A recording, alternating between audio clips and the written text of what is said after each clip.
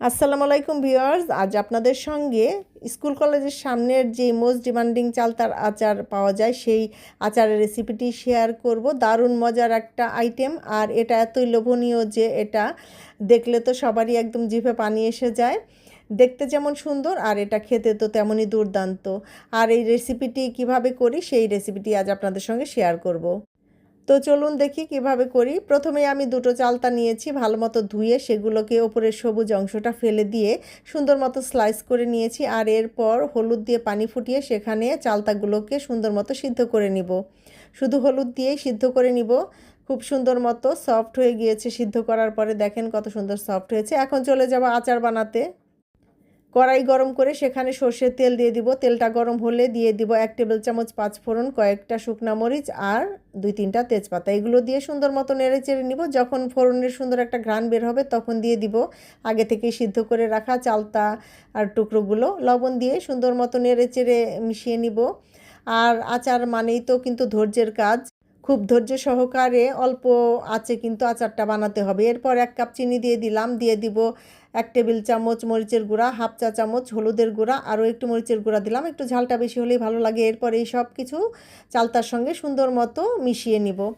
আর খুব ধৈর্য নিয়ে কিন্তু করতে হবে এই আচারটা। এটা হুড়াহুড়ি করলে চলবে না, তাহলে কিন্তু আসল রং এবং স্বাদ হবে না। তো বেশ কিছুক্ষণ, প্রায় আধা ঘন্টা নাড়াচাড়া করে এইভাবে কালারটা চলে এসেছে। আর দিয়ে দিলাম 2-3টা দারচিনি।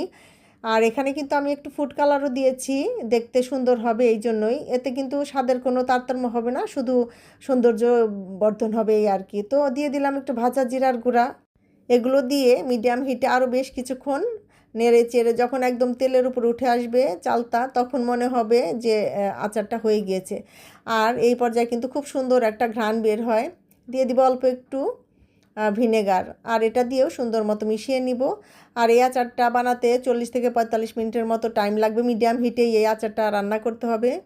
ব্যাস তৈরি হয়ে গেছে আমার চালতার স্লাইস আচার। আর এটা যে কি মজা, না খেলে আপনারা তো বুঝবেনই না। তো একটা প্লেটে বেড়ে নিচ্ছি, আর ঠান্ডা হলে পরে বয়মে ভরে রাখবো। দেখেন দেখতেই কত লোভনীয় লাগছে। আর এরকম টুকরোগুলো নিয়ে খেতে কিন্তু বেশ ভালো লাগে। যখন এটা বানিয়ে টেবিলে রাখবেন তখন কিন্তু একদম কারাকারি লেগে যাবে। আর এই আচারটা খুবই লোভনীয় হয়। 2 থেকে 3 মাস পর্যন্ত রেখে খেতে পারবেন। আর এভাবে স্লাইস আচার কিন্তু সবাই খুবই পছন্দ করে। আশা করি আমার রেসিপিটি ভালো লাগলো। ভালো লাগলে লাইক কমেন্ট শেয়ার করবেন, আর আমার চ্যানেলটি সাবস্ক্রাইব করে আমার পাশেই থাকবেন। আর এই ধরনের সহজ রেসিপিগুলো তাহলে পেয়ে যাবেন। তো ভালো থাকবেন আপনারা সবাই। আজকের মতো এখানেই বিদায় নিচ্ছি। আল্লাহ হাফেজ।